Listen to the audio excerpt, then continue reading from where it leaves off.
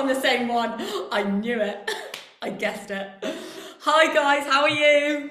Very Hi. well. Yeah, such a sunny day here in London. Oh, is it? Oh, look, I'm in Scotland. It's miserable here. Ah. Um, but I can Sorry. appreciate the sun where you are. Guys, it's so good to meet you both. Henry and B, just for those that obviously don't know B, because your name isn't on the screen, from Golden Wolf, okay? And you guys are an animation studio, is that the case? Mhm.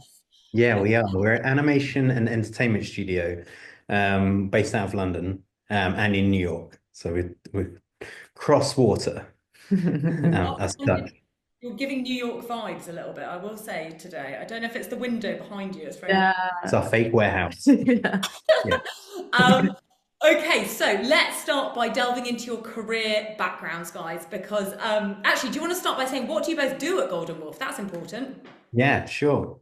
I'm the associate talent director. Um, yeah, and I'm the studio director. Together we manage talent and everything to do with basically inclusion, people coming into the studio. I also manage the studio, which is a different level. I've had many steps in my career ladder from being a creative to running the business as well as such. And yeah, BA, you've come from a really interesting background as well. Yeah, so I did media studies initially, and then I moved on to museum studies. So I thought I wanted to be a curator, or yeah, I wanted to curate contemporary arts, but then I realized that that wasn't exactly where my passion lied. So I moved on to the creative industries, and I've been working with talent for a few years now.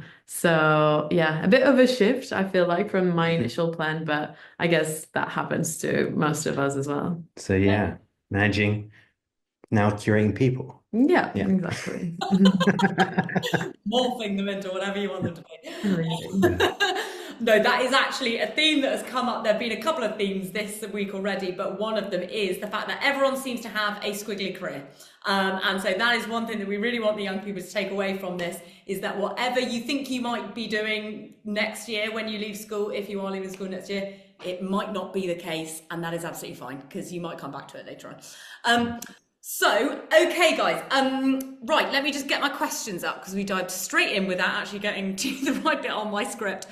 Okay, so subjects. Let's talk about what you were like at school. So obviously, B, you've already mentioned that you were probably quite, arty. That was your area.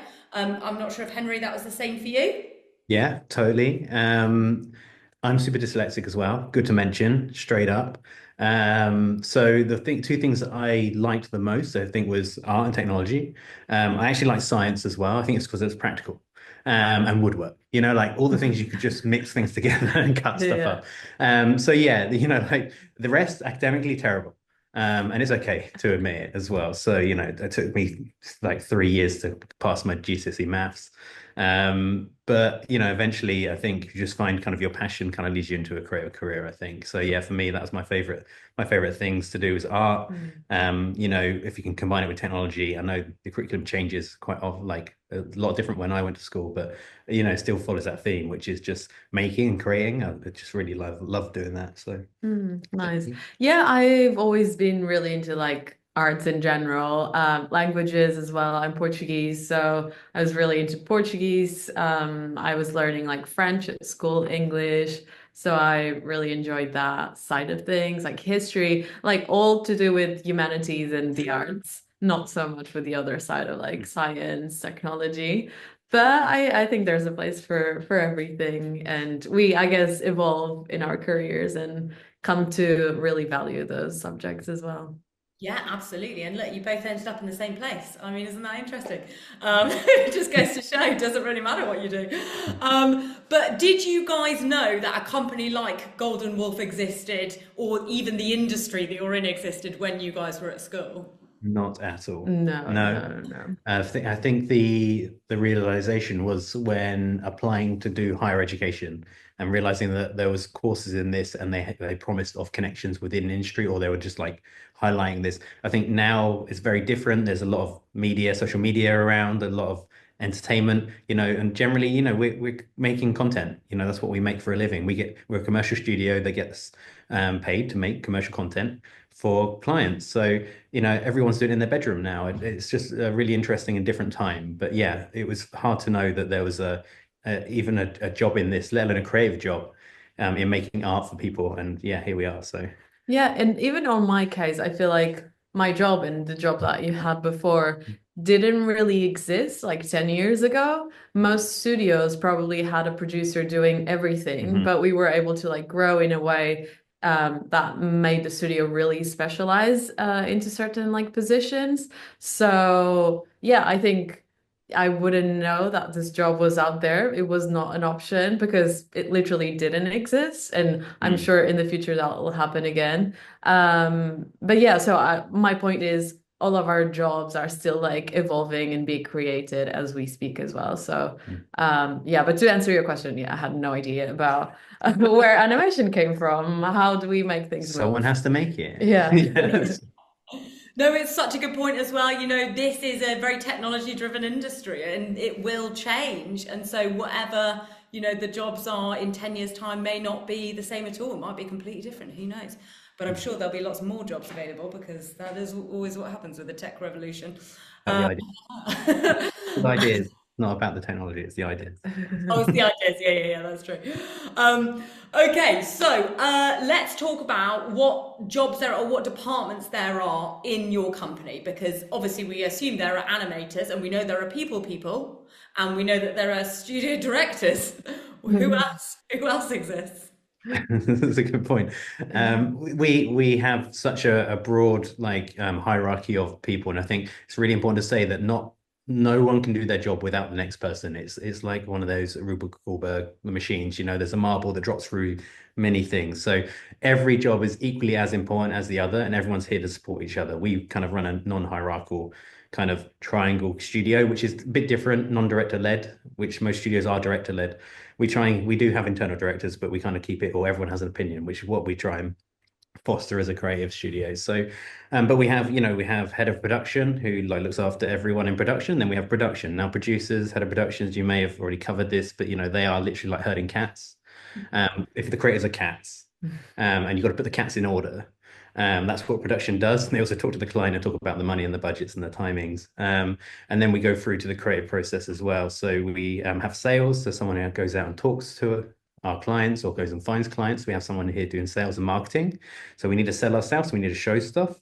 So their job is to sell and show off on social media and in real life what we're doing.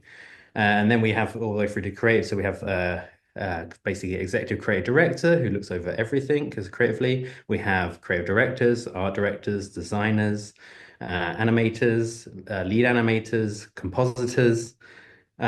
Missing some, I'm probably sure. Storyboard artists, Head of technology and operations who looks after all the technology and R&D as well. We have a TD doing R&D, which is just experimenting, exploring, just messing around, trying to make new things. Sound We have sound, yeah. We have like an audio studio within our studio. So two people that just like look after the music, the sound design for all our projects. And I think that's it. And I guess the studio management as well. So someone who runs this physical space that we sit in. Yeah. So yeah, there you go. A lot. I mean, so many jobs.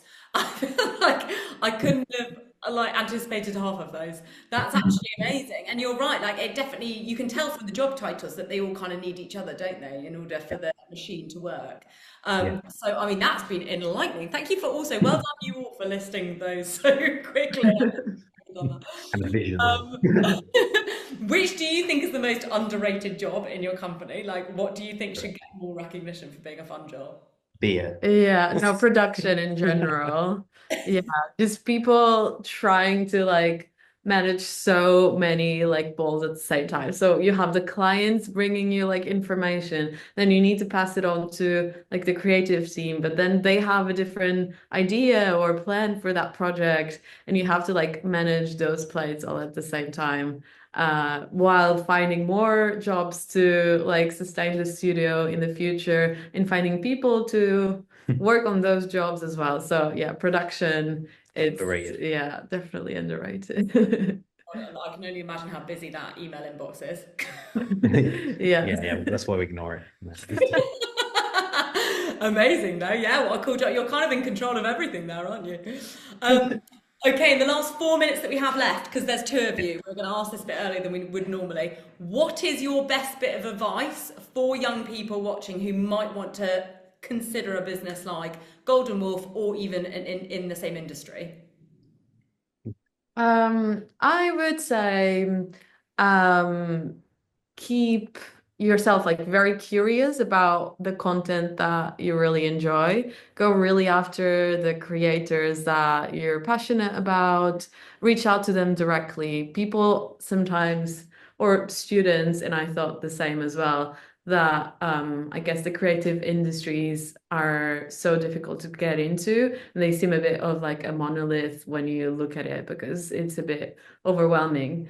But behind all the studios, there's like people, like of course us, that are just behind the computer replying to your emails. So people will see your emails if you try to like be friendly, to make those contacts, to reach out. I think being very active and curious towards the people in the studios that you're passionate about is a good way, and always keeping an eye on like what they're making. How can I improve my work to also like fit that studio? I think that's important.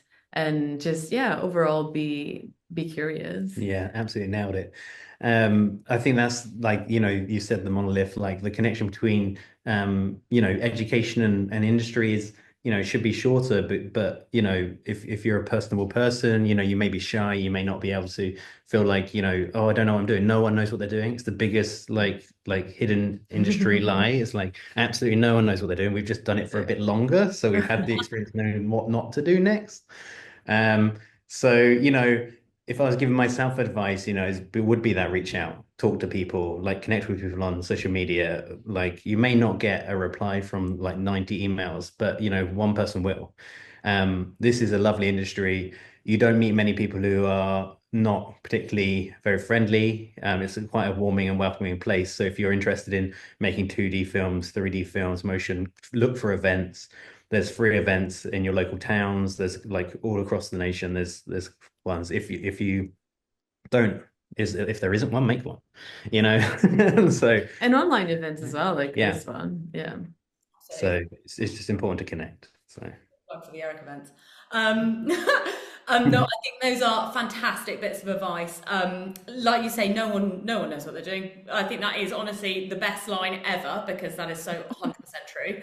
And also, I think the point that you made be about the human behind the screen is so good, because that actually makes it a lot less scary, a lot less intimidating. Sending someone an email shouldn't be scary, because there is, on the whole, a relatively kind person behind that screen receiving the email, and they will give you the time of day. yeah, So bunch that of, is fantastic. yeah, bunch of nerds. You gotta remember, you like animation or you like design, they like design too. You already got something to talk about. That's such a nice point. That's so true. Common ground already. Also, it does genuinely feel like a very warm and welcoming industry. I will say that. Everyone does seem incredibly nice in VFX and animation. Sorry, I know you guys are on it. Yeah, not the next one. Right, guys. Well, thank you so much. That is all we've got time for. I really appreciate you giving us your 15 minutes. You guys absolutely milked that. That was good. Fantastic. Well done. Thank you. You got so much out of that. And we are moving on to the games industry now. So thank you for being our final speakers as well. Appreciate you both. All right. Off you go. Thank you so much, guys. Have a lovely rest of your day.